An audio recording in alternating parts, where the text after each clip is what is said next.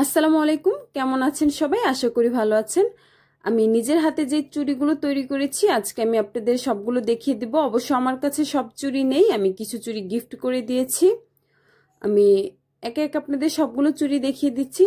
আমি সাদা কালার, এটা আমি জরি সুতা আর চুমকি দিয়ে তারপরে এই চুড়িটা তৈরি করেছি। আর এটা আমি জুয়েলারি অনেক ঘন করে দিয়ে তারপরে চিকন যে চুড়িগুলো আছে সেগুলোর মধ্যে আমি এগুলো অ্যাড করেছি। আর এই যে চুড়িগুলো দেখছেন এগুলো কিন্তু আমার বাসায় পরে থাকা পুরাতন যে চুড়ি আছে সেই চুড়িগুলো দিয়ে আমি তৈরি করেছি। এটা আমি একটা সেট বানিয়েছিলাম। আপনারা যদি দেখতে চান বাসায় পড়ে থাকা পুরাতন চুড়িগুলো দিয়ে আবারও কিভাবে নতুন করে চুড়ি তৈরি করতে হয় তাহলে আমার চ্যানেল থেকে যে দেখে নিতে পারবেন। আমার চ্যানেলে এই চুড়িগুলোর প্রত্যেকটা ভিডিওই দেওয়া আছে।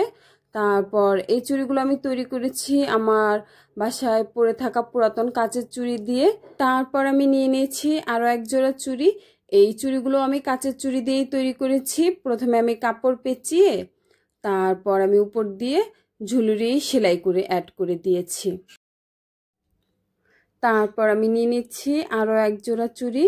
এই চুড়িগুলো আমি কাচের চুড়ি দিয়েই তৈরি করেছি। আমি দুইটা কাচের চুড়ি একসাথে আঠা দিয়ে আটকে তারপর উপর দিয়ে কাপড় পেঁচিয়ে তারপর 4টা করে ঝুলুরি সেলাই করে দিয়েছি।